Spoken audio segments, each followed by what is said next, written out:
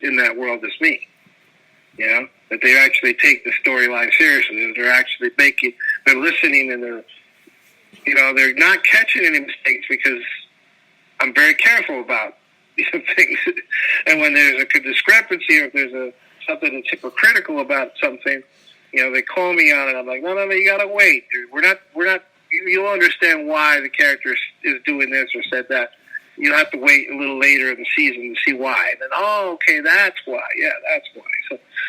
So that's one of the things about writing is,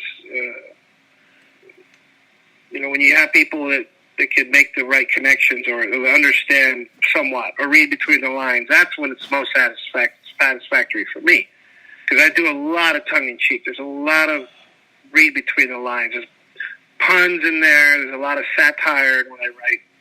And if you don't have the mindset in that, if you listen to the show with the mindset of, this is a satire, then you'll crack up. You'll laugh because you're like, okay. Because half the time I'm just laughing as I create this and listening to it, Mm-hmm.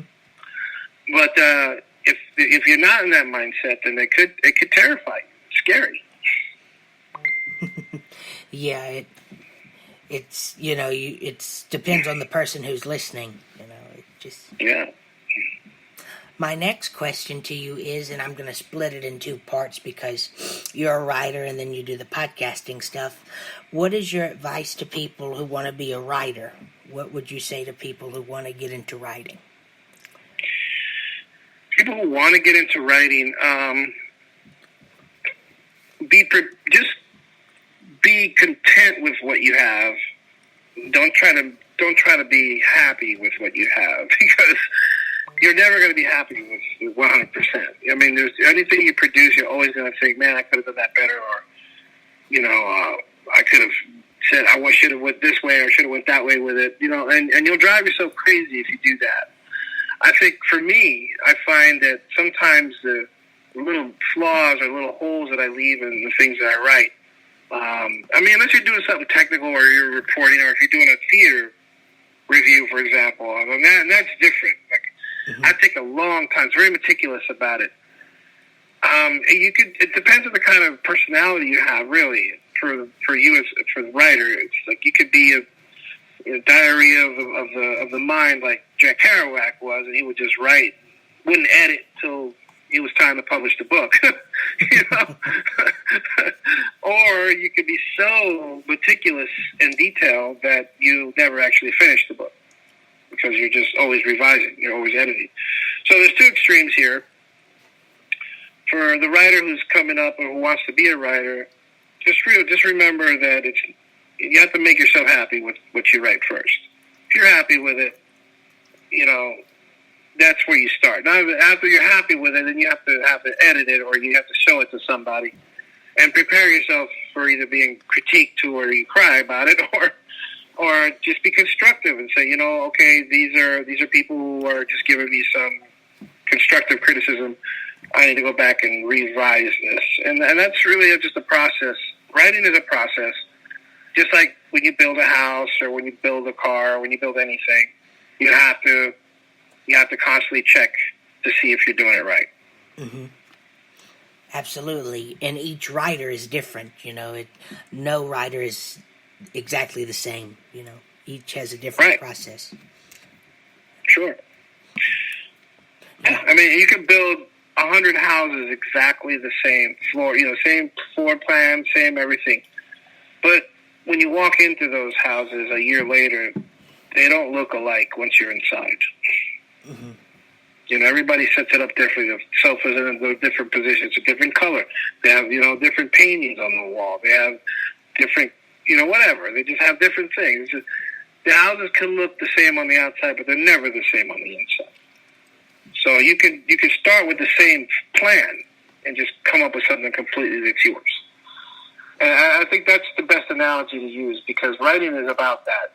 Writing is very format based. It's format in how you want to what the story is, because you got to have your beginning, your exposition, you got to have your climax, you got to have your if you're falling action, you got to have your resolve. That's just the formula. That's just the floor plans for the house, if you will. Absolutely. But what you put in it, that's what makes it yours. That's what makes it unique. I think writers they become disappointed in that they don't realize that there is a formula. And it's written that way. It's been some unwritten rule somewhere that this is the formula you follow, because that's what success is. If you want to do something completely offbeat, go right ahead and do it. There's been plenty of writers that have done that. But if you want to market your work to do something in radio or something in television or something down the road in theater or in movies, you got to follow a format. That's just the way it is. I didn't make that rule, but if I hadn't made that rule, I would have made that rule because that's just logic. You have to make it to where the story there has to be a story, there has to be a character, there has to be a conflict, there has to be something that your protagonist wants or needs or is in trouble to try to regain. And there's all these obstacles in the way, and then he meets those challenges and he defeats them, and then boom, that's the resolve. That's how stories are written. That's what they are. People want to maybe get creative with how they go about doing it, but when you try to change up that format and it doesn't make any sense, that's why people don't like it. Mm-hmm. Absolutely. Yeah, and to some writers, that format just comes naturally. It just... Sure. And when it does come naturally to you, it just becomes second nature to you even. Those are the writers that end up having fans and people follow them, and they don't get stuff published because they know what they're doing. So, This is why, not related to that, but like in music, for example, it used to be music was much more of an art form than it is now. Mm-hmm. Like, I listen to music now, and they loop so much, and there's no dynamics in a lot of these songs. They're popular songs, and I get it. There's artists out there that come up with all kinds of, catchy little tunes, little hooks, and they crank out these songs, and kids are dancing to them, but they don't have any dynamics to them.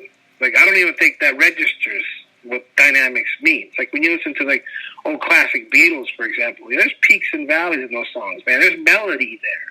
There's changes there. They go from a verse to a chorus, and from the chorus to a bridge, and then they go, and it just moves in this flow, this ebb and flow, and it's very dynamic. It's very nice. Even in the 70s, even disco. In the 80s they had theirs, and it was just nice the way they would weave these songs.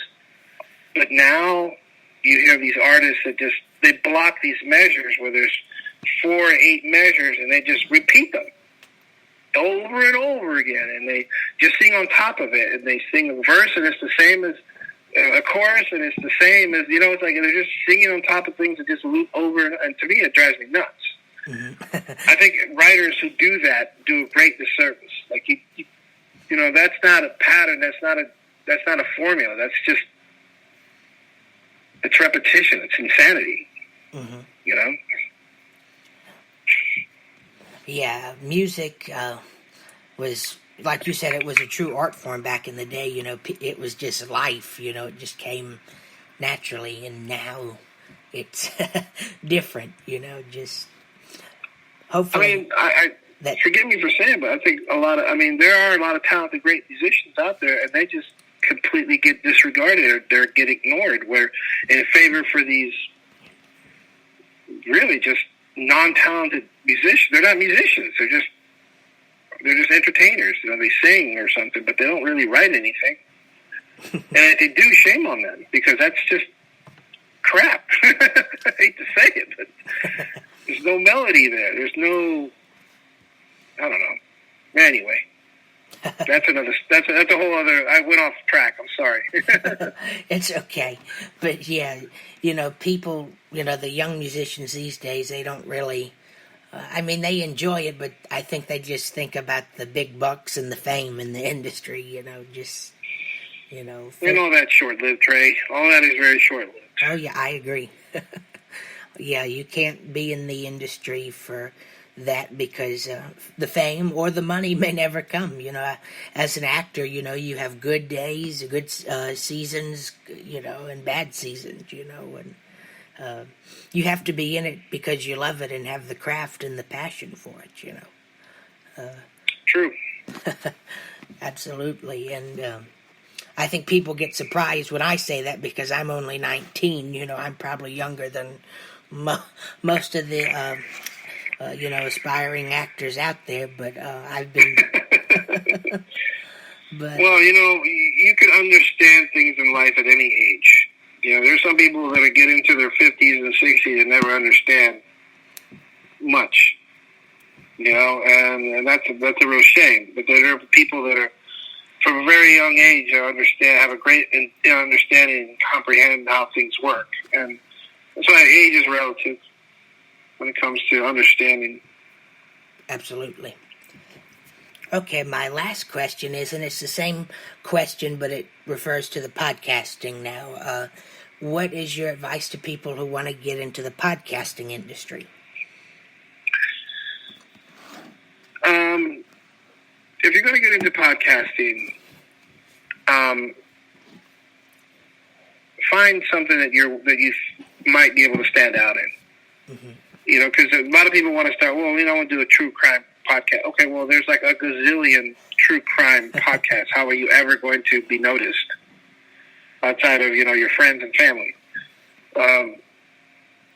And if you're going to do something like that, make sure it's something unique. I would tell anybody going into podcasts, make something unique. Don't talk about something that already has 100 podcasts talking about. Sports. There's 100 places to talk about sports. True crime, like I mentioned before, is 1 million. The ghost hunters is like 1 million. Find something that's unique. And if you can't find something that's unique, then create something that's unique. That would be my advice. Absolutely. You have to make it stick out, put your name on it and your imagination on it and just make it stick out and, you'll get your fan base and people to listen to it, Sure. I would have been great for people to have gotten into it a few years ago like I did. I got into it right at the tail end of 2006, right into 2017 was the first season of the show. Mm-hmm. And it's just as audio drama was starting to kick off, and I got in that early wave, if you will, and I've been riding that early wave ever since. So I was fortunate. For me, timing was the thing. I think for people who are going into podcasting now are going to face a little bit more of a challenge because the market is already taken off. It's already in motion. But like I said, that's why you have to stand out. That's why you have to come up with something that's unique. Otherwise, you won't be noticed. You'll just get buried in the vast sea of podcasts.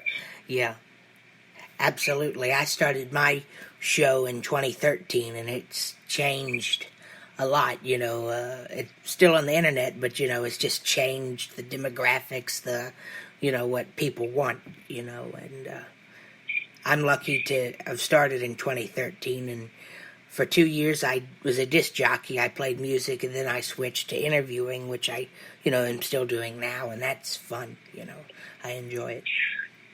So wait a minute, you've been doing this since 2013? Mm-hmm, mm-hmm. So you've been doing this since you were 12? 13, well, yeah, 12, 13, yeah, around there. Wow, that's pretty amazing. And at 12, all I wanted to do was ride my bike. People are surprised at that because I started at a young age and that I have high-functioning autism, special needs, And, so that's two factors people are surprised at, and but it's me, and I enjoy doing it, and like I said, I'm also a stage actor. I act, and it's fun, I'm very blessed to be in the industry. Ever since I was little in school, I always did plays and stuff, and I was raised by an older generation, and watched all the old shows and stuff, so I think I just had the performing in me, ever since I was little, and just put it to good use as I got older, you know. Yeah, sounds great. Let me ask you a question if I can. Okay. What made you decide to interview me?